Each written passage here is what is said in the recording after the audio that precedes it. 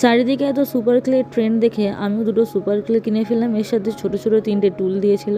এরপর আমি ভায়োলেট কালারটাকে ভালো করে মিশিয়ে নিয়ে 5টা সমানভাবে ভাগ করে নিলাম ওই টুলগুলোকে দিয়ে।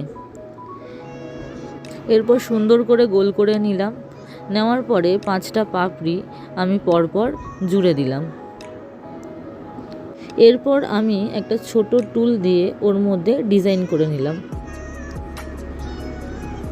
অল্প হলুদ নিয়ে গোল করে মাঝখানে বসিয়ে ফুলটা আমি কমপ্লিট করলাম। এই যে ফুলগুলো আমার কমপ্লিট। এরপর ফুলগুলো আয়নায় বসানোর পালা। একে একে আমি আয়নার দুধারে ফুলগুলোকে বসিয়ে নিয়েছি।